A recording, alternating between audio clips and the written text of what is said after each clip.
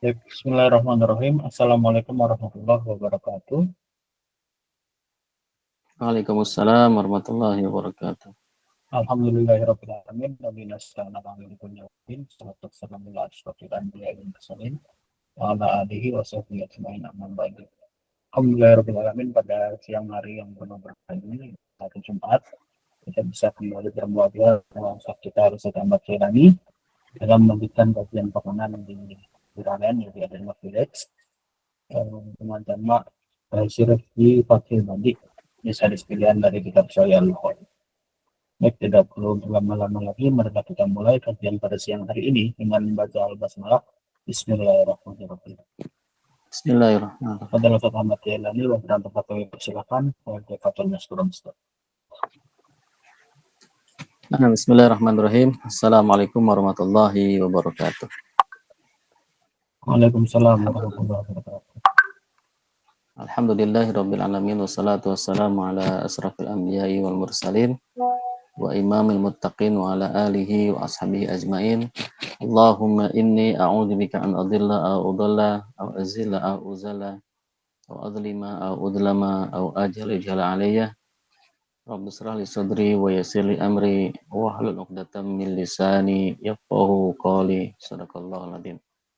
Alhamdulillah, ikhwani wa akhwati rahimakumullah. Pada siang ini kita bisa berjumpa kembali di kajian rutin kita itu bersama teman-teman Adina Village yang insyaallah semoga Allah memberkahi kita semua, selalu membimbing kita melalui taufiknya dan juga diberikan kesehatan dalam menjalani aktivitas kita sehari-hari. Salawat dan salam juga tak lupa kita curahkan kepada Nabi kita, yaitu Nabi besar Muhammad Sallallahu Alaihi Wasallam, sebagai qudwah hasanah yang harus kita jadikan sebagai panutan dalam kehidupan sehari-hari kita, baik dalam aktivitas pribadi, kemudian keluarga, juga bermasyarakat dan juga bernegara. Ikhwani wa akhwati rahimakumullah, insyaallah kita akan melanjutkan kajian hadis kita yang sekarang adalah tentang mujahir, ya, al-mujahirah bil ma'asi, ya. Bismillahirrahmanirrahim. An Abi Hurairah radhiyallahu anhu qala sami'tu Rasulullah sallallahu alaihi wasallam yaqul kullu ummati mu'afan illal mujahirin wa inna minal majanati an ya'mala rajulu bil laili amalan thumma yusbiha wa qad satarahu Allahu alaihi fayaqul ya fulanu amiltul barihata kadza wa kadza wa qad bata yasturuhu rabbuhu wa yusbihu yakshifu sitrallahi anhu. Hadis ini diriwayatkan oleh Abu Hurairah radhiyallahu anhu. Beliau berkata bahwa beliau pernah mendengar Rasulullah Shallallahu Alaihi Wasallam bersabda, kullu ummati mu'afan. Jadi setiap umatku mu'afan, itu akan diampuni. Ya. Jadi setiap umatku akan diampuni. Artinya Allah akan mengampuni setiap dosa daripada umat Nabi Muhammad Shallallahu Alaihi Wasallam. Ya, tentu yang dimaksud dengan kullu ummati di sini adalah jami'ul muslimin, seluruh kaum muslimin. Jadi seluruh kaum muslimin itu akan diampuni oleh Allah Subhanahu wa taala. Ya, mu'afan yakni minal afiyati an yu'fa an dzunubihim wa la yu'akhadzuna biha. Jadi mu'afan itu dari kata al-afiyah, maksudnya adalah dimaafkan, ya, dimaafkan dari dosa-dosa mereka, yaitu dosa yang dilakukan oleh kaum muslimin. Jadi setiap umatku, yang di seluruh kaum muslimin, menurut Rasulullah SAW itu akan diampuni, dimaafkan, ya. Yang ketika dimaafkan berarti diselamatkan oleh Allah Subhanahu wa taala dari siksaan dunia dan juga siksaan akhirat. Illa al-mujahirin. Nah, kecuali orang-orang Islam yang mujahir. Apa itu mujahir? Mujahir itu adalah minal mujaharah. bimakna adzuhuru bil maksiyati istighfafan bihaqqillahi ta'ala wa bi rasulihi wa bi salihil mu'minin. Ya, mujahar itu artinya melakukan perbuatan dosa dengan terang-terangan. Ya, jadi dia melakukan dosa di tempat umum atau melakukan dosa dan itu ditampakkan kepada orang lain dan dia tidak merasa malu atau tidak merasa itu berdosa. Nah, itu namanya mujahir. Ya, jadi mujaharoh. Jadi al-mujahirin berarti orang-orang yang sengaja dan bangga menampakkan dosa yang dia lakukan kepada orang lain. Ya. Ini tentu kalau kita lihat ya zaman sekarang itu banyak orang yang bangga menampakkan dosanya, terutama di sosmed gitu ya. Menampakkan, menceritakan, bahkan men-share videonya, bahkan mungkin juga dia membuat narasi ya, padahal dia perbuatan dosa. Misalkan dia mempromosikan orang untuk ikut judi online ya dengan mengatakan bahwa saya ini saya itu ya dan sebagainya. Jadi ini apa namanya yang dimaksud dengan mujaharah itu menampakkan atau melakukan perbuatan dosa secara terang-terangan. Ya. Jadi baik dia lakukan di tempat umum atau dia menceritakan apa yang sudah maksiat apa yang sudah dia lakukan. Ini namanya mujaharah. Ya.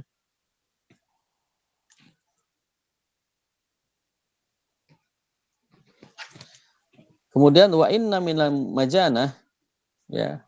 Dan sesungguhnya termasuk al-majanah. Al-majanah itu apa? Al-majanah itu minal majun wa wakilatul haya bi alla yubalil insanu biqaulihi wa fi'lihi.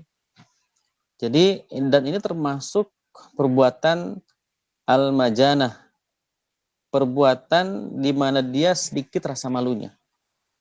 Dia tidak peduli apa yang dikatakan oleh orang lain. Gitu. Ya, jadi ketika dia menceritakan dosa yang dia lakukan dengan sangat bangga kepada orang lain, atau dia menampakkan maksiatnya ke muka umum, ke publik, lalu tidak ada rasa malu sedikit pun, lalu dia tidak peduli kepada ucapan orang lain. Nah, ini disebut dengan al-majanah itu. Ya. Apa itu? An ya'mala rajulu bilail amalan. Ya, ketika seorang melakukan amal di waktu malam, satu perbuatan, summa yusbiha, kemudian datang waktu pagi, ya, waqad satarahullahu alaihi. Sungguh Allah itu telah menutup aib yang dia lakukan di malam hari. Jadi Allah sudah tutup ya aib dosa dia yang dia lakukan di malam hari itu. Tapi kemudian fayaqulu, dia berkata, ya fulan, wahai orang, amiltul barihata kada, aku ini ya melakukan suatu perbuatan al-barihah. Barihah itu adalah mendekati malam. Ya. Jadi dia min hiya aqrabu lailah madat min waqtil qawli wa asluhu min barha idza zala. Ya. Jadi dia menceritakan apa yang dia lakukan di malam hari itu ketika menjelang al-barihah tadi. Ya, menjelang malam atau menjelang setengah malam lewat. Nah, dia ceritakan tuh ya kepada orang-orang. Kadza wa kadza. Ya, ini dan itu. Maksudnya adalah minal ma'asi. Dia menceritakan bahwa malam tadi aku telah melakukan maksiat ini dan ini dan ini gitu.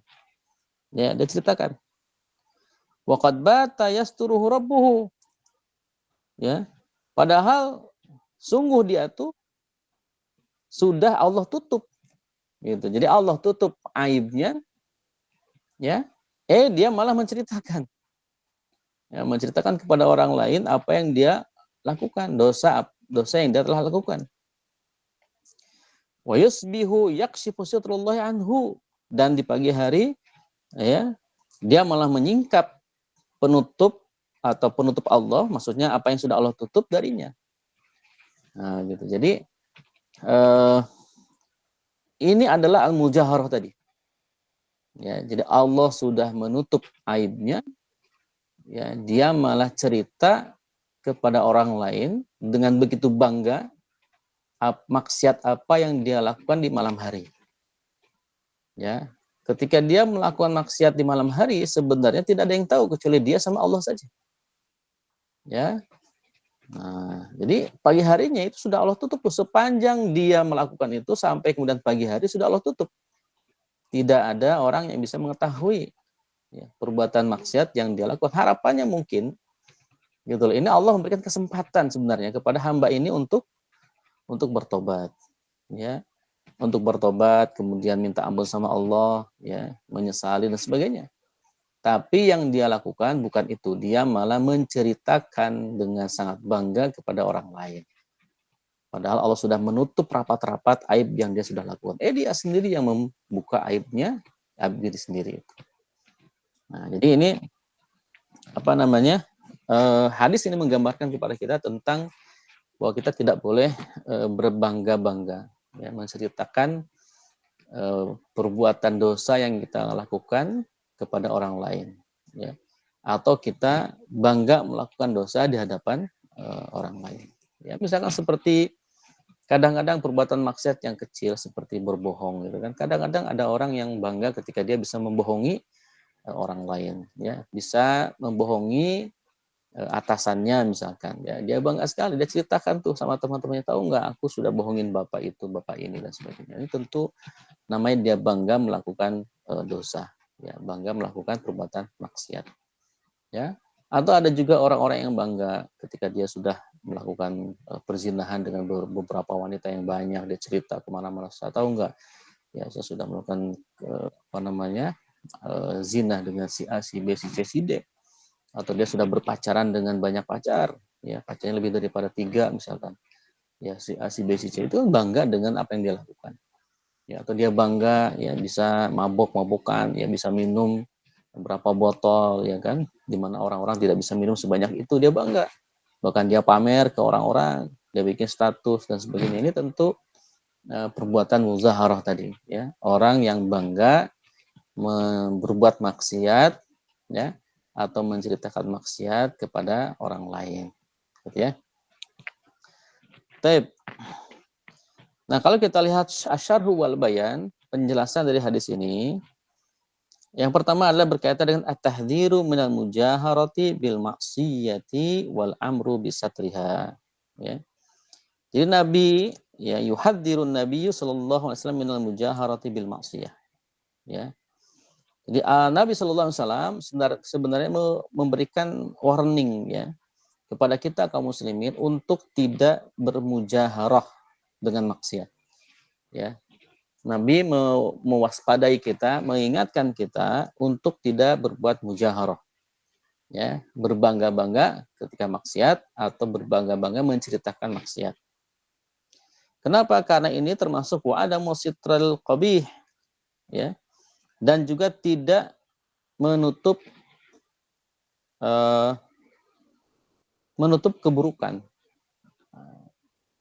Maksudnya adalah membuka aib, ya. Kalaulah memang kita bermaksiat, ya, karena khilaf misalkan, ya, karena manusia juga tempatnya khilaf dan lupa, maka tidak perlu dia ceritakan, ya. Cukup dia minta ampun sama Allah, gitu. Kemudian tidak mengulangi lagi dan seterusnya. Karena bisa jadi manusia itu kan kepleset, ya, tergelincir, ya, dalam kemaksiatan, ya. Nah, namun tentu tidak menjadi pembenaran, gitu loh. Pembenaran maksudnya gampang maksiat mah nanti minta ampun aja sama Allah. Nah, ini kan tentu membenarkan, membiarkan atau menyepelekan. Ya, tentu Allah tahu, ya, hati kita, ya, apakah betul apakah kita maksiatnya karena betul-betul khilaf atau misalkan karena kita menganggap sepele, ya, menganggap sepele dosa yang kita lakukan. Tentu Allah tahu hati kita, gitu ya. Maka kemudian Nabi sallallahu alaihi wasallam memperingatkan kita untuk menjauhi al-mujaharah dan menutup perapat aib kita jika memang itu terjadi karena ketidaksengajaan atau kemudian karena khilaf, ya, atau juga karena tergelincir. Maka kita tinggal minta ampun sama Allah Subhanahu wa taala. Tidak perlu kemudian kita bangga-bangga menceritakan itu kepada orang lain. Nah, disebutkan di sini fal mujahiruna humul mu'linuna bil fisq, ya. wala muzahiruna li ma'asihim istighfafan bihaqqillahi ta'ala wa bi rasulih. Maka orang-orang yang mujahir itu mereka adalah orang-orang yang dilaknat, ya, dilaknat karena kefasikannya. Jadi orang yang terang-terangan bermaksiat itu termasuk orang fasik. Ya, misalkan dia dengan bangga tidak sholat Jumat, ya, dia bangga tidak sholat zuhur, tidak sholat asar, dia cerita, ya kan, aku dong nggak sholat, gagah sekali dia, karena sibuk bekerja misalkan. Nah ini berarti dia telah mujahir, telah berbangga-bangga ketika meninggalkan sholat. Atau dia bangga ketika dia tidak puasa Ramadan yang wajib misalkan. Nah, itu termasuk orang fasik. Ya. Dan termasuk istighfafan bihaqqillahi ta'ala wa bi rasulih, menyepelekan haknya Allah dan haknya Rasul. Dan hak bisalihil mu'minin, haknya orang-orang mukmin. Gitu. Ya. Au an yaf'alaha sirran tsumma yakshifu sitrallahi ta'ala alaihi, atau yang kedua, yang pertama kan tadi dia berbangga-bangga melakukan kemaksiatan, ini termasuk fasik tadi ya. Yang kedua bisa juga dia melakukan itu sembunyi-sembunyi, kemudian Allah menutupnya dengan rapat, dia malah menyingkapnya, membukanya dengan cara menceritakan kepada orang lain. Ya, fayuhaddisu biha, dia cerita tuh dengan dosa maksiat yang dia lakukan. Waqad ja'al amru bisitri fi hadis Ibni Umar radhiyallahu anhu anin Nabi sallallahu alaihi wasallam istanibu hadhil qadirut, ya, qadurat, ya, wa hiya kullu qalin aw fi'lin fahishu wa qabih, fahishin wa qabihin allati naha anha, faman alamma bi syai'in minha falyastatru bi sitrillahi ta'ala. Ya. Bahwa ketika kita misalkan melakukan maksiat secara tersembunyi, lalu Allah sudah menutupnya, maka tidak boleh kita menceritakan kepada orang lain. Ya, kita harus menutupnya rapat-rapat. Ya, yang penting kita meminta ampun kepada Allah Subhanahu Wa Taala. Baik perbuatan maksiat itu berkaitan dengan qaul, ucapan, atau fi'al, ya, atau perbuatan yang buruk atau juga yang keji itu. Nah, taib ikhwan wa akhwati rahimakumullah.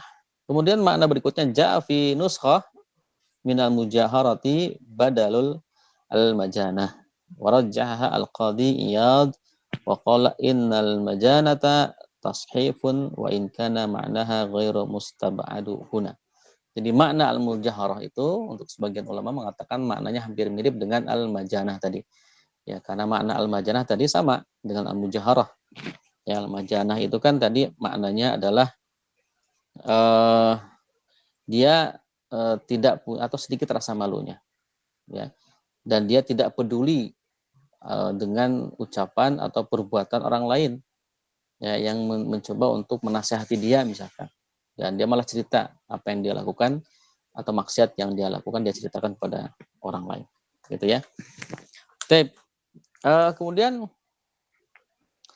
hadis ini juga kalau kita ambil ya beberapa poin. Yang pertama adalah al-jahru bil maksiyati fihi istighfafan bihaqqillahi ta'ala. Jadi mujaharah atau berbangga-bangga berbuat maksiat di depan umum atau menceritakan maksiat kepada orang lain itu termasuk maksiat yang menyepelekan hak Allah. Ya.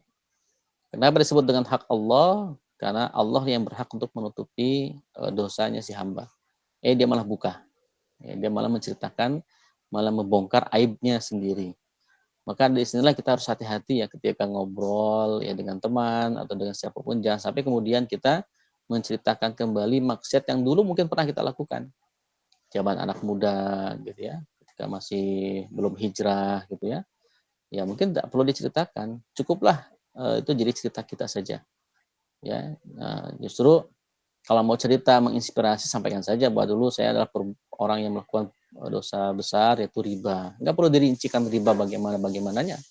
Ya, namun sekarang saya sudah tobat, saya kembali kepada jalan Allah dan menjalani aktivitas saat ini seperti ini. Gitu. Nah itu juga cukup sebenarnya. Dia tidak perlu sampai detail sekali menceritakan maksiat yang dia pernah lakukan kepada orang lain, gitu ya. Ini termasuk muzaharah tadi. Ya. Kemudian yang ketiga ada waktu ila sitri ala nafsi wal ghairi halul wuqu'i fil maksiyah. Ya, jadi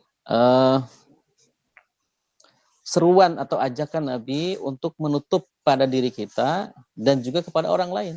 Jadi kalaulah ada orang yang menceritakan kepada kita dosanya, mungkin ada orang yang cerita kepada kita dia telah melakukan dosa tapi dia bingung bagaimana cara tobatnya, ya boleh. Ya, boleh saja dia cerita hal itu tapi dengan maksud untuk mencari solusi.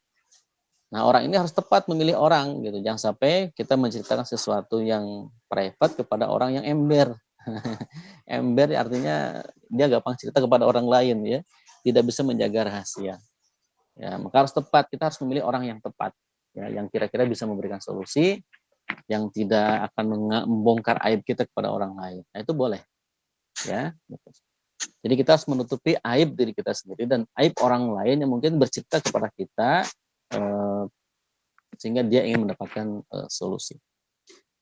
Kemudian yang keempat al-mujaharatu wal i'lanu an fi'lil ma'asi min al-athamil kabirah allati tastaujaba al-uqubah. Oh ya. Jadi mujaharah ini atau i'lan ini termasuk perbuatan maksiat dosa besar. Ya, min al-athamil kabirah.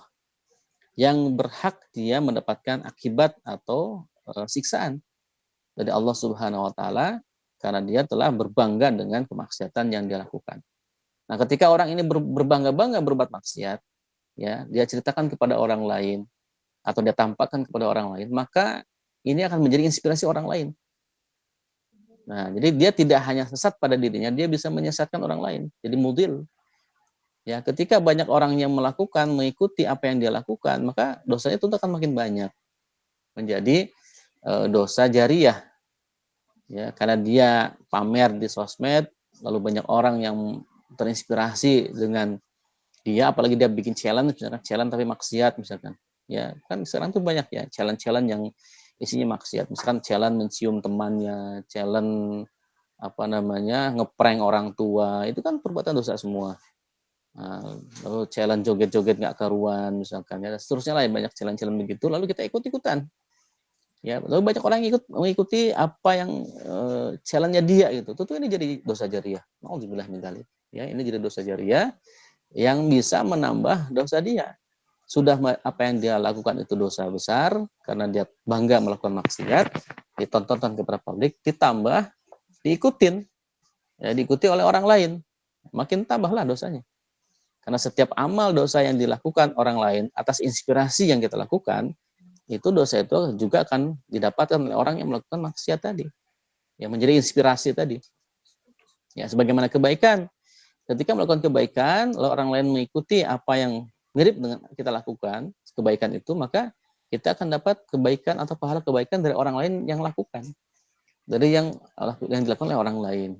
Gitu. Jadi, Masya Allah. Makanya hati-hati sekali ketika kita mau share sesuatu di sosmed, maka perlu dicek dulu, dipastikan bahwa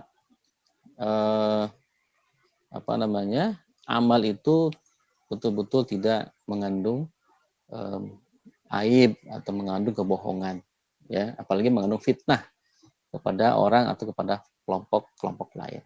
Baik, ikhwani wa akhwati rahimakumullah, itulah hadis yang pertama berkaitan dengan larangan al-mujaharah, itu larangan Rasulullah untuk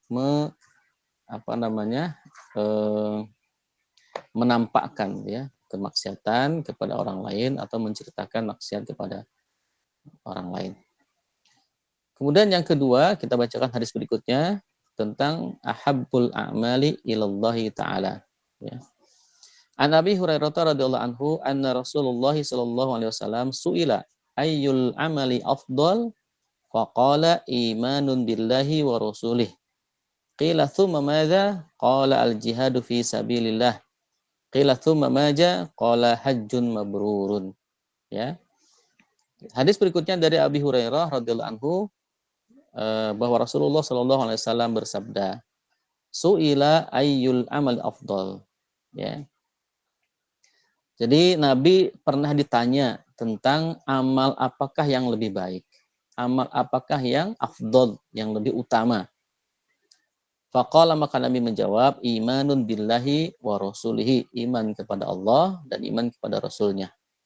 Nah, tentu yang dimaksud dengan ayyul amal ini, al-amal ini bisa maknanya amal hati, juga amal fisik. Ya. Imanun billahi wa rasulihi, tentu ini amal hati. Ya, bahwa kita beriman kepada Allah, beriman kepada Rasul itu adalah amalnya hati. Qila, kemudian bertanya lagi, tsumma madza? Kemudian apa lagi ya Rasulullah? Qala, Rasulullah menjawab, al-jihadu fi sabilillah. Jihad, berperang di jalan Allah. Qila, kemudian ditanya lagi, tsumma madza ya Rasulullah? Apa lagi? Qala, Nabi menjawab, hajjun mabrurun, haji yang mabrur. Baik, ikhwani wa akhwati rahimakumullah. Kita coba kaji satu persatu ya. Yang pertama adalah hadis ini diriwayatkan oleh Abi Hurairah. Ya, sebagaimana kita ketahui bahwa sahabat Abu Hurairah termasuk sahabat yang banyak meriwayatkan hadis. Ya. Karena beliau sering sekali membersamai Nabi, ya, memulazamah ya, bersama Nabi dan selalu ikut majelisnya Nabi. Ya.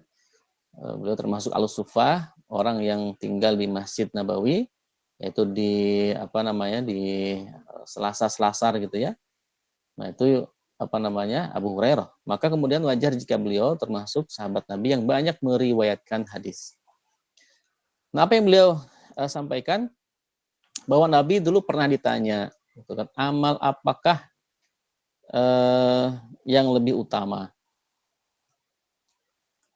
Nah, menurut riwayat, siapakah yang bertanya ini?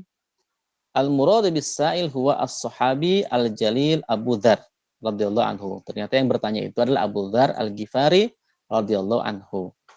Jadi Abu Dzar berkata kepada Nabi, bertanya kepada Nabi, amal apakah yang lebih utama? Yaitu aktsaru tsawaban indallah. Jadi amal apa yang paling banyak pahalanya di sisi Allah? Maka kemudian Nabi menjawab, imanun billahi wa rasulihi, beriman kepada Allah dan beriman kepada Rasulnya. Ya. Ya, tentu karena ini menjadi pondasi, yang menjadi akidah.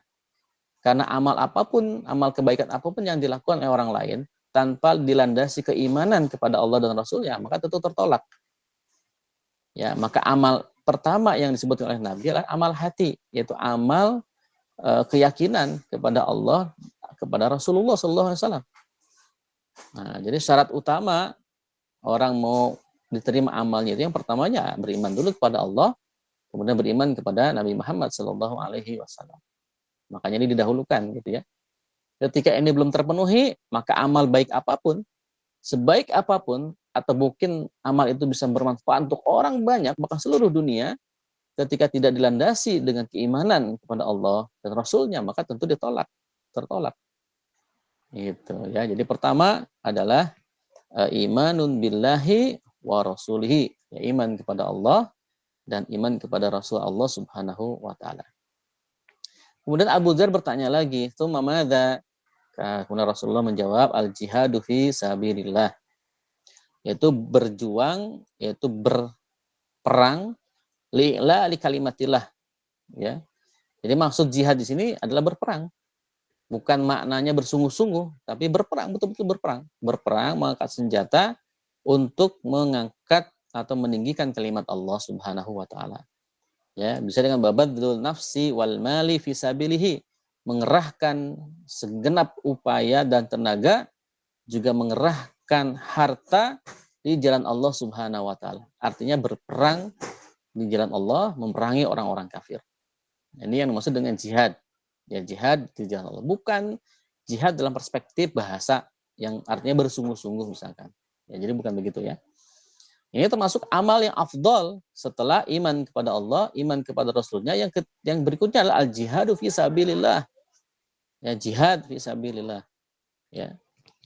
Kemudian yang berikutnya, qila tsumma madza? Kemudian apa lagi? Rasulullah menjawab, hajjun mabrurun. Ya, haji yang mabrur. Nah, haji mabrur ini adalah makbul. la yukhalituhu ithmun wa la yudakhiluhu riyaun. Yang dimaksud dengan haji mabrur, haji makbul itu haji yang tidak disertai dengan maksiat atau dosa. Nah, jadi ada kemungkinan orang berhaji saja itu melakukan dosa. Maka orang yang berhaji diiringi dengan perbuatan dosa, maka tentu tidak diterima. Dia hanya menggugurkan kewajiban saja. Secara kewajiban dia tertunaikan. Tetapi secara pahala, wallahu a'lam bishawab, itu adalah hak prerogatifnya Allah. Ya. Apa ini maksud dengan orang berhaji tapi berbuat dosa? Ya misalkan dia berhaji tapi menggunakan uang riba. Ya, dia berhaji kemudian sepanjang haji dia gibah. Ya. Dia berhaji kemudian melakukan maksiat di tanah suci. Nah, bisa saja. Ya, maka haji di situ bukan haji mabrur atau haji makbul, tapi haji mardud gitu ya. Atau juga dia berhaji tapi ada riya. Maka disebutkan di sini la yudakhiluhu riya. Tidak ada maksud riya. Jadi kalau hajinya niatnya riya, ingin pamer kepada orang-orang bahwa saya sudah haji, ya, bahkan mungkin ya, memang ini tipis-tipis ya. Dia berfoto ria di tanah suci kemudian dia share ya kan ke grup, ke WA, ke sosmed semua di-share kegiatan haji dia ya kan. Dengan niat maksudnya ria, pamer kepada orang lain. Maka tentu ini amal hajinya bisa tertolak.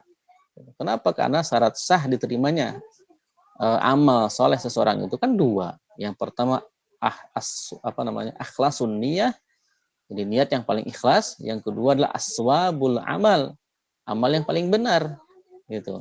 Niatnya benar karena Allah, ya, tapi amalnya tidak, malah bertentangan dengan amal Nabi misalkan. Atau sebaliknya, amalnya bagus, tapi niatnya tidak benar. Niatnya ria, ingin pamer kepada orang lain. Subhanallah. Nah, tentu ini juga mempengaruhi diterima atau tidaknya amal hajinya. Gitu ya.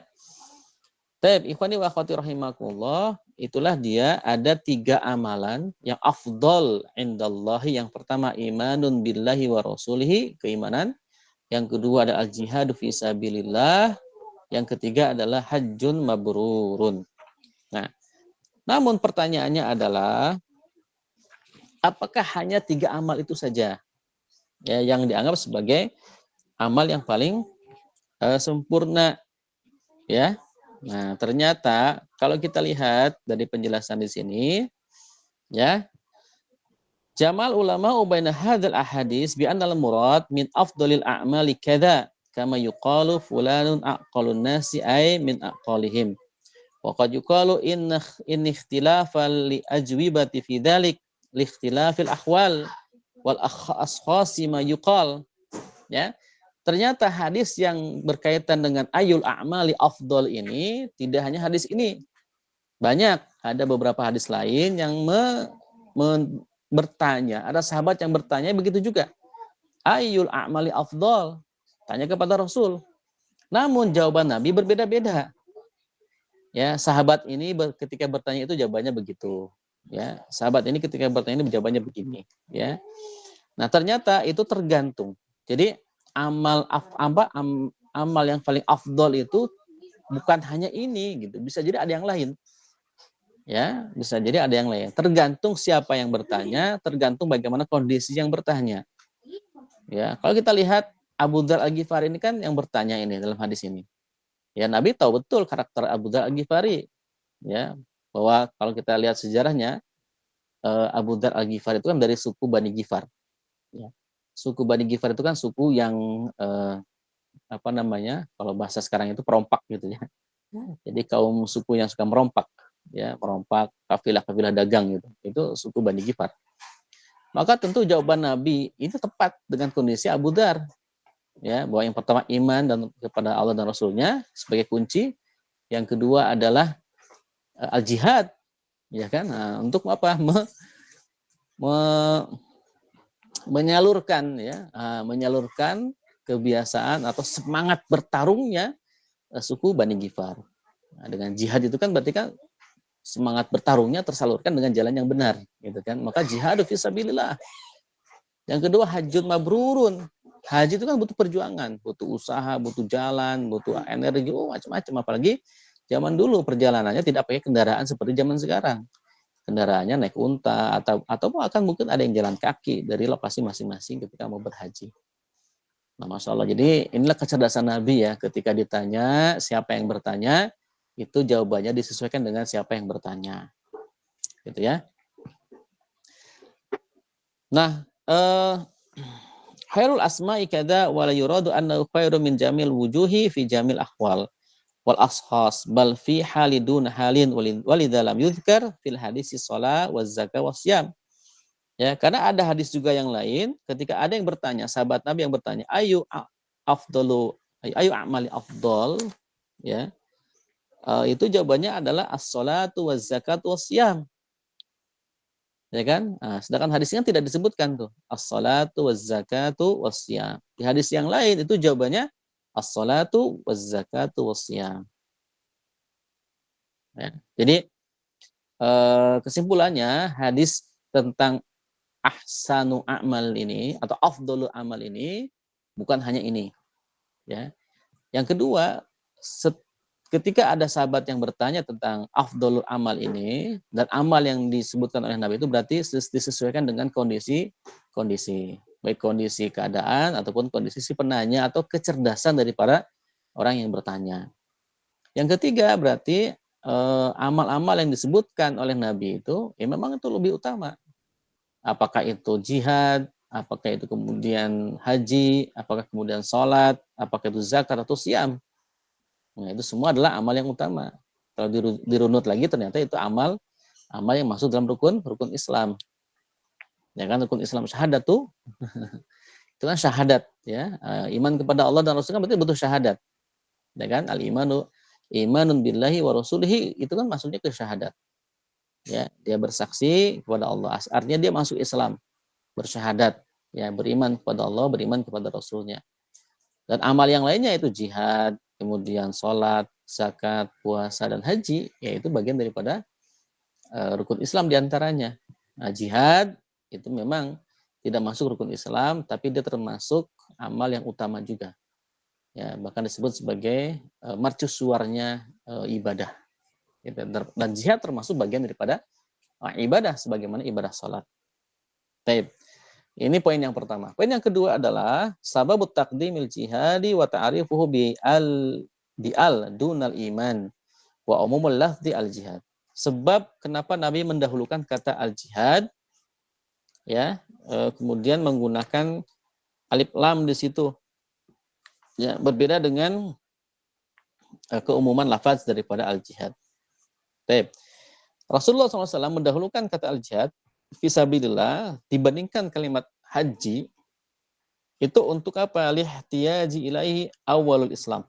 Wa in kana al-jihadu fardu kifayatin wal hajju fardu ainin wa huwa afdalu min fardil kifayati alal rajih. Gitu ya. Jadi maksudnya apa? Maksudnya adalah untuk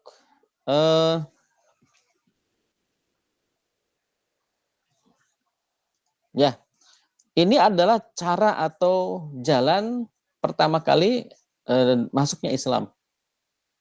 Ya. Meskipun jihad itu kan hukumnya fardu kifayah. Sedangkan haji itu fardu ain. Ya. Tetapi jihad itu adalah afdol min fardil kifayati ala rajih. Ya. Dan haji itu lebih utama karena dia adalah fardu ain. Jadi fardu ain itu lebih utama dibandingkan fardu kifayah. Wal jihadu laysa qasiran ala mujahidatil kuffar fi mayadinil qital wal yasmul jihadan nafsi al ammara bisu wa qaruha ala ta'atillahi ta'ala wa jihadu syaitan wa ghairu dzalik, ya. Nah, menurut penulis kitab ini memang makna jihad di situ tidak terbatas kepada makna perang. Bisa saja maknanya adalah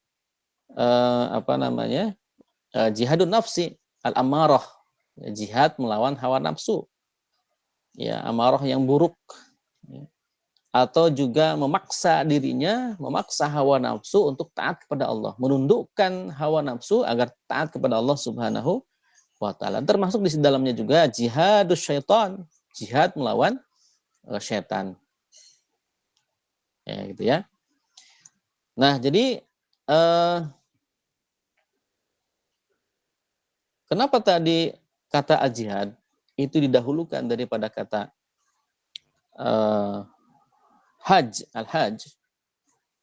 Karena maknanya tadi lihtiyaji ilaihi, ya. Jadi termasuk amal yang bisa menghantarkan kepada masuknya seseorang kepada Islam. Gitu ya, dengan adanya jihad, maka terbukalah penghalang-penghalang fisik. Ya, ketika jihad dilangsungkan, maka terbukalah wilayah-wilayah yang awalnya mungkin menghalangi dakwah. Ya. Dan itu menjadi pintu pertama masuknya orang-orang di daerah tersebut kepada Islam. Ya, ketika hidayah sampai kepada mereka, itu diawali dengan futuhat dulu kan, diawali dengan jihad dulu. Ya, walaupun jihad itu dilakukan ketika penguasa daerah tersebut tidak mau menerima Islam. Awalnya tetap diadakan negosiasi, dakwah dulu.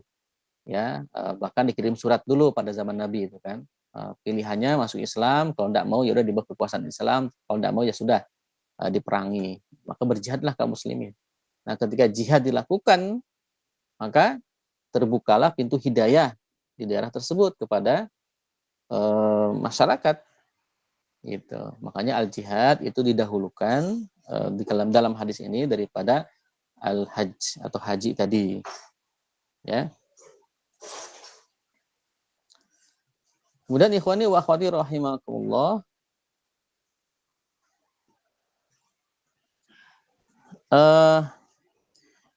maksud atau warada al-jihadu fil hadisi mu'arrafan bil lam dunal iman wal hajju li'anna al-mu'arraf bil lam al-jinsi kal nakira fil mana. Baik, ini hanya pembahasan dari sisi bahasa saja. Kemudian haji itu maksud haji di situ adalah al-qasdu ila baitillahi bi amali makhsusah. Ya, maksud haji di situ adalah amal khusus atau bermaksud ke Baitullah, ke masjidnya Allah, Masjidil Haram, ya, dengan amal-amal tertentu. Ya. Dan alamatul qabuli fil hajj, dan tanda-tanda haji kita diterima, an yakuna halahu ba'da ruju'i khairan mimma qablah, adalah ketika kondisi setelah pulang dari haji itu dia lebih baik dari sebelumnya. Nah, jadi tanda-tanda apa diterimanya haji seseorang itu adalah ketika pulang dari haji, ya, amalnya atau keadaan dirinya lebih baik ketika sebelumnya. Mungkin sebelum berangkat haji dia suka gibahin orang, ketika beres haji dia sudah berhenti, ya. Mungkin dia ketika sebelum berhaji dia suka berbohong, ya. Setelah berhaji dia tidak berani berbohong. Nah, itu ada perbaikan. Ya, lebih baik dibandingkan sebelum berangkat haji. Jadi ketika ada orang yang berangkat haji tapi amalnya tidak lebih baik dari sebelum dia berangkat haji, maka bisa jadi hajinya ghairu makbul, tidak diterima, hanya sekedar menggugurkan kewajiban saja. Ya, secara syarat dan rukunnya terpenuhi, itu gugur secara fikih, kewajiban dia untuk berhaji gugur. Ya, memenuhi kewajiban dirinya. Tetapi secara amal apakah diterima atau tidak itu dilihat dari sisi apakah dia lebih baik atau tidak pulang daripada haji tersebut. Gitu ya.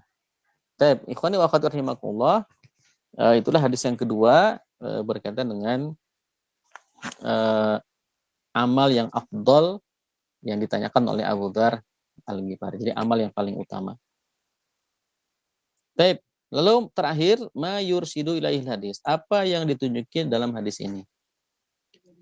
Yang pertama adalah anal iman billahi wa rasulihi wal jihadu wal jihada wal hajja min afdalil a'mali indallah. Jadi iman kepada Allah dan Rasulnya, syahadat berarti di situ, jihad dan haji termasuk amal yang paling utama di sisi Allah Subhanahu wa taala. Yang kedua, al-hissu ala amali afdalit ta'at, dorongan untuk melakukan ketaatan, ya, yang paling utama. Yang keempat, hirsus sahabat ridwanullah alaihim ala majami'il khair bisu'alihim an afdalil a'mal anna su'al miftahul ulum atau miftahul ilmi. Ambisi para sahabat atau semangatnya sahabat ya ridwanullah alaihim ya untuk mengumpulkan kebaikan. Jadi sahabat, kenapa sahabat sering bertanya? Karena sahabat tentu ingin mendapatkan lebih banyak kebaikan. Maka bertanya ya tentang amal-amal yang utama. Kenapa? Karena bertanya itu termasuk miftahul ilmi, kuncinya ilmu. Nah, jadi bertanya itu termasuk kuncinya ilmu. Jadi kalau kita ingin mendapatkan tambahan ilmu, ya bertanya. Ya kadang-kadang jawaban itu menjadi ilmu juga bagi dirinya yang bertanya ataupun bagi orang lain yang ikut mendengarkan pertanyaan tersebut. Dan sahabat ini juga biasanya ketika bertanya itu di forum majelis, ya. Berarti sahabat lain juga mendengarkan, ya, menyimak apa yang ditanyakan oleh sahabat tersebut, sehingga menjadi ilmu buat sahabat yang lain juga, gitu ya. Nah, jadi itulah semangat para sahabat ya. Sahabat itu luar biasa semangatnya mereka itu untuk mendapatkan ilmu yang diberikan oleh Rasulullah Shallallahu Alaihi Wasallam. Buktinya adalah semangatnya mereka selalu bertanya kepada Nabi Shallallahu Alaihi Wasallam dan tidak pernah ada rasa malu ya untuk bertanya. Ya bahkan masya Allahnya ya Allah tuh menyiapkan ya untuk masalah-masalah perpolitikan itu biasanya hadisnya diriwayatkan oleh Abu Bakar, Umar gitu ya. Untuk masalah-masalah pendidikan biasanya diriwayatkan oleh Abu Hurairah misalkan atau Ibnu Abbas gitu ya. Abdullah bin Abbas gitu ya.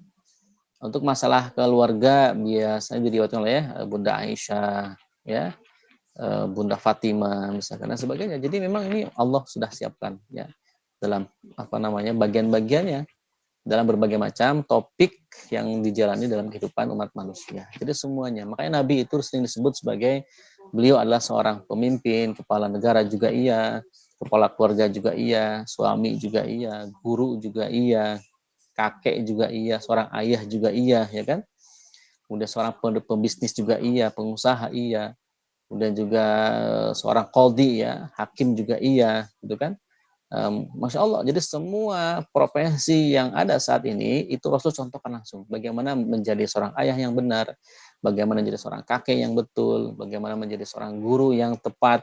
Jadi semuanya, ya, bagaimana menjadi seorang pemimpin negara, ya, dan sebagainya. Jadi Rasulullah SAW itu mencontohkan semua hal, gitu ya, sebagai fungsi beliau sebagai seorang nabi yang tentu setiap amal yang beliau lakukan bagian daripada hadis atau sunnah ya sunnah Nabi Shallallahu Alaihi Wasallam ya karena sunnah itu kan maksudnya adalah setiap perbuatan setiap perucapan qaul setiap ucapan atau apapun yang berasal dari Nabi ya kullu ma sadara minan atau anin Nabi Shallallahu Alaihi Wasallam min qaulin wa fi'lin wa taqririn gitu ya itu definisi sunnah ya, jadi sunnah itu adalah segala apapun kullu ma sadara setiap apapun yang berasal dari Nabi nah, itu ya berupa ucapan ya berupa perbuatan atau berupa diamnya Nabi takrir diamnya Nabi ya terhadap suatu perkara yang terjadi di hadapan Nabi atau yang didengar oleh Nabi nah, kan kadang ada peristiwa tuh kalau qaul sama fi'al udah jelas ya ucapan Nabi oke, itu hadis atau sunnah amal Nabi oke, itu udah mafhum. Yang ketiga takrir, diamnya Nabi. Ya, ketika Nabi melihat sahabat melakukan A, lalu Rasulullah tidak menegur, ya, tidak cuma mendiamkan saja itu menunjukkan kemubahan. Bolehnya amal itu, amal yang dilakukan oleh sahabat Nabi itu. Gitu. Jadi ini apa namanya definisi daripada sunnah. Ya, maka sunnah itu menjadi apa? Menjadi penjelas. Ya, penjelas daripada Al-Qur'an, ya, merincikan yang global, ya, kemudian tafsirul mujmal, merincikan yang global, taqyidul mutlak, membatasi yang mutlak, ya, kemudian taksisul am, mengkhususkan yang umum, ya. Kemudian yang keempat fungsinya ilhaqul furu', ya, memberikan cabang atau rincian daripada satu hukum tertentu dalam Al-Qur'an.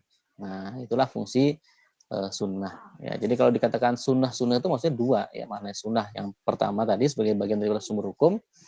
Yang kedua yang dimaksud dengan sunnah yang kedua adalah hukum nafilah atau bagian daripada hukum Islam yang 5. Wajib, sunnah, itu ya, mubah, makruh dan haram. Nah, sunnah di situ adalah amal nawafil atau mandubah. Ya, mandubah itu adalah amal setelah yang wajib. Ya, jadi kalau dilakukan mendapatkan pahala, kalau tidak dilakukan ditinggalkan ya rugi lah sebenarnya. Tidak dosa sih, cuma rugi saja. Nah, ketika sunnah itu ditinggalkan. Baik, itu kira-kira ikhwani wa akhwati rahimakumullah berkaitan dengan 2 hadis yang kita kaji pada kesempatan kita kali ini. Insyaallah di kajian berikutnya kita masih di jilid pertama ini masih ada beberapa hadis. Nanti insyaallah kita akan masuk ke jilid kedua, kumpulan hadis. Jadi kitab ini ada 3 jilid ya. Kitab ini ada 3 jilid. Memang hadisnya hanya sampai 25 hadis di sini ya. Nanti di jilid berikutnya juga sama 25 hadis, memang pilihan. Jadi hadis-hadis pilihan dari kitab Bukhari ya, atau kitab Sahih Imam Bukhari. Alhamdulillah Al-Fakir sendiri untuk kitab Sahih Bukhari ini mendapatkan ijazah ya, ijazah dari Syekh Nuruddin Marbu Al-Banjari ya. Jadi Al-Fakir pernah ikut daurahnya, membaca hadis ya dari awal sampai selesai. Kita mendengarkan di majelisnya beliau, kemudian itu beberapa hari ya, di akhirnya beliau memberikan ijazah kepada kita. Ya, mudah-mudahan berkah ya, teman-teman yang ikut kajian ini juga mendapatkan bagian daripada sanad ilmu. Ya, karena sekarang ini ilmu agama itu harus punya sanad. Gitu ya. Nah, jadi sanad itu minaddin, sanad itu bagian daripada agama. Jadi jelas ya urutannya ke siapa, kemana hadis ini didapatkan dan dikaji. Baik, demikian ikhwani wa akhwati rahimakumullah, mudah-mudahan bermanfaat. Kita lanjutkan ke sesi tanya jawab atau juga tanggapan. Tafadhol.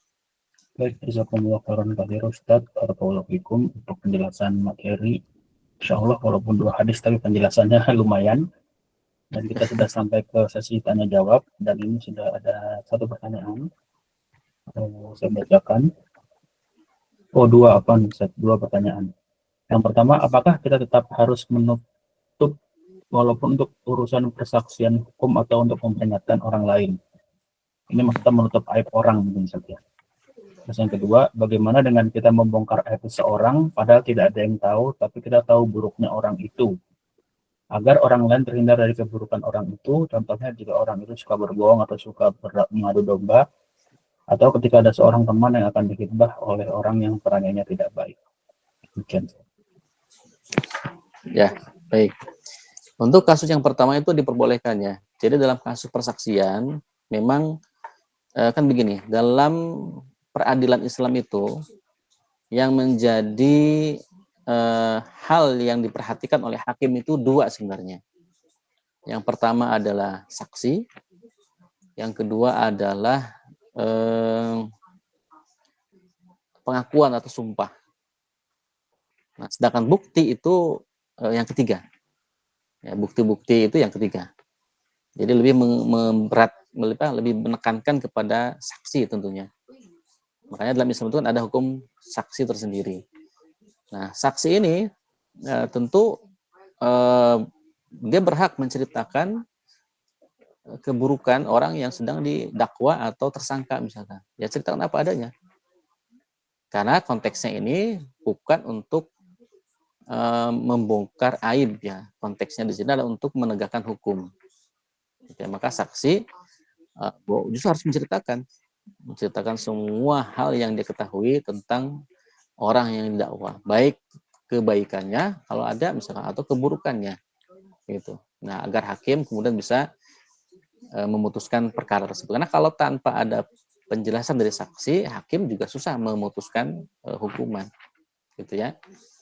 Nah, baru kemudian ketika saksi tidak ada, biasanya dalam persaksian atau persangsian Islam itu adalah pengakuan. Jadi hakim biasa akan meminta si terdakwa ini bersumpah atas nama Allah. Ya, ketika dia bersumpah atas nama Allah, kemudian saksi tidak ada, bukti kemudian tidak ada, maka semua diserahkan kepada Allah. Karena kaidah hukum dalam Islam itu adalah nahnu nahkum bidh-dhawahir wala bis-sarair gitu. Jadi kami itu hanya menghukumi sesuatu yang zahir, yang tampak gitu. Sedangkan yang sarair itu tidak dihukumi, itu urusan Allah, urusan dia dengan Allah saja. Nah, jadi kalau dia sudah bersaksi, sudah bersumpah atas nama Allah, kemudian dia berkata bohong, ya urusannya dengan Allah. Nah, sesimpel itu peradilan dalam Islam itu. Nah, sedangkan bukti memang menjadi bagian, tapi menjadi pendukung saja. Ya, dulu Al-Fakir pernah mempertanyakan gitu ya, kenapa kok video rekaman misalkan atau foto orang yang berzina itu tidak bisa dijadikan sebagai bukti utama atau harus mendatangkan 4 saksi kan? Orang itu kalau berzina untuk bisa dia dihukum, apakah hukum jilid, dicambuk atau hukum rajam bagi yang sudah menikah, si pelapor itu harus mendatangkan 4 saksi. Termasuk dalam dirinya itu dia. Jadi dia dan 3 orang saksi lagi yang lain. Kalaupun dia punya rekaman video lewat CCTV, itu tidak bisa dijadikan sebagai bukti untuk dijatuhkan hukuman. Gitu. Dulu Al-Fakir tuh termasuk kok bisa begitu, kok nggak bisa ya? Nah itu terjawab ketika sekarang itu ternyata video itu bisa dimanipulasi dengan AI itu kan. Astagfirullahaladzim. Jadi video itu kan bisa dimanipulasi, dan apalagi sekarang makin canggih, kita nggak bisa bedain mana mana bukan gitu kan.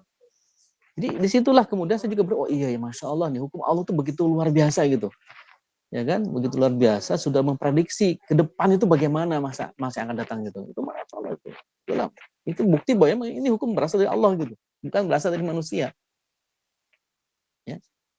Tapi kalau saksi kan nggak bisa nggak bisa dimanipulasi. Ya kalaupun dia berbohong, ya itu dia urusannya antara dia dengan Allah. Itu cukup simpel gitu. Ya. Nah, jadi karena memang yang namanya hukum zina itu kan berat ya, dijilid atau kemudian dirajam. Nah, kalaupun tidak ada saksi tidak ada misalkan, maka pengakuan seperti hanya kisahnya Ma'is dan Al-Ghamidiyah. Tidak ada saksi, tapi mereka datang kepada Rasulullah bersumpah demi Allah bahwa mereka telah berzina. Mereka sudah pernah menikah lalu berzina, punya anak, maka Nabi meminta melahirkan anaknya dulu, sapih dulu baru dirajam. Masya Allah. Lalu malamnya beliau bermimpi bahwa wanita yang dirajam itu sedang berenang-renang di telaga Kautsar. Artinya Allah mengampuni dosanya si pelaku zina tadi. Kenapa? Karena dia telah membersihkan dosanya itu ketika di dunia dengan hukuman rajam itu. Jadi fungsi hukum dalam Islam itu kan jawabir dan jawazir. Sebagai pembuat jerak orang lain. Yang kedua adalah agar diampuni di akhirat nanti. Jadi ketika sudah dihukum di dunia, tidak akan dihukum di akhirat nanti. Tentu orang yang cerdas, dia akan lebih memilih dihukum di dunia dibandingkan dihukum di akhirat. Kalau di akhirat kan hukumnya nggak berhenti-berhenti. Kalau di dunia kan berhenti mati udah selesai. Selamat di akhirat. Nah itu ya. Jadi untuk persaksian, termasuk juga yang kedua tadi ketika memang proses khitbah gitu ya. Proses khitbah ini memang sangat dibutuhkan testimoni lah istilahnya. Testimoni, bahkan Nabi pun memerintahkan ada kisah ketika Umar bin Khattab radhiyallahu anhu itu mau melamar seorang wanita. Ini Al-Fakir lupa apakah ini sahabat Umar atau bukan ya. Itu sampai menutupi diri dengan sarung untuk sekedar melihat betisnya. Nah, sampai segitunya tuh berarti dibolehkan itu. Ketika dia memang sudah mau melamar dia gitu. Sudah dikhitbah, kemudian ingin melihat betisnya karena dia punya pandangan kesuburan itu dilihat dari betis katanya, betis wanita. Nah, jadi begitu saja boleh, apalagi kemudian kita bertanya kepada orang-orang yang memang dekat dengan dia. Dan ketika yang ditanya itu dia harus cerita apa adanya. Ya, cerita apa adanya tentang si laki-laki ini. Kalau memang laki-laki ini tidak baik, ada cacatnya dan sebagainya, sampaikan ya, karena kita khawatir si wanita ini malah nanti terjerembab dengan keburukan si laki-laki ini. Misalkan laki-laki itu fasik ya, atau orangnya zalim, atau bahkan orang itu munafik, nah itu harus kita sampaikan ya, karena apalagi orang yang mau dinikahi itu orang yang baik-baik, orang yang solehah misalkan ya. Nah, tentu laki-lakinya harus diceritakan apa adanya si laki-laki ini. Ini masih diperbolehkan, ya. Kemudian yang ketiga yang diperbolehkan juga kita menceritakan keburukan orang lain itu adalah ketika orang ini mau memperbaiki diri. Ya, dia bingung ya bagaimana tobat, dia bingung bagaimana dosanya bisa diampuni. Cerita tuh dosa dia sebagainya. Itu boleh diceritakan kepada orang lain, tapi tadi dia harus memilih orang yang tepat. Ya, memilih orang yang tepat agar dia tidak cerita kemana-mana. Ya, tentu ya. Jadi maksudnya begitu dia untuk memperbaiki diri itu boleh diceritakan keburukan yang dia pernah lakukan dengan harapan itu mendapatkan solusi ya atau mungkin jalan agar dia bisa berubah menjadi lebih baik lagi gitu. Nah, jadi ketika tidak ada maksud tiga hal ini, persaksian, perkhidmatan, kemudian perbaikan diri, maka mengumbar dosa yang pernah dia lakukan, apalagi dengan begitu bangga kepada orang lain itu tidak boleh, bahkan termasuk dalam kategori al-mujaharah tadi. Ya, kullu muslimin mu'afan, setiap muslim itu diampuni, dimaafkan. Ya, kullu ummati mu'afan illa al-mujahirin. Gitu. Allah a'lam. Baik, terima kasih Ustaz. Syukran jazakumullah khairan atas jawaban dari pertanyaan yang diberikan. Ini sudah masuk waktu asar. Jadi kita cukupkan untuk 2 pertanyaan di kajian pada siang hari ini. Silakan untuk teman-teman yang ingin bertanya lagi bisa langsung tanya di grup ya. Insya Allah juga Ustaz mampu menjawab dan juga Ustaz ada peluangan waktu, insya Allah akan dijawab. Allah alam bisawab. Terima kasih Ustaz atas pemaparan materi dan teman-teman semua untuk hadir di kajian siang hari ini. Marilah kita tutup dengan sama-sama membaca alhamdulillahirabbil alamin. Alhamdulillahirabbil Dan membaca doa kafaratul majlis. Subhanakallahumma bihamdika Allahumma bihamdika asyhadu an la ilaha illa anta astaghfiruka wa atubu ilaik. Terima kasih. Wassalamualaikum warahmatullahi wabarakatuh. Assalamualaikum warahmatullahi Jazakumullah khairan Segala katsiran, khair, Ustaz. Barakallahu fikum. Waalaikumsalam dan semuanya. Barakallahu fikum.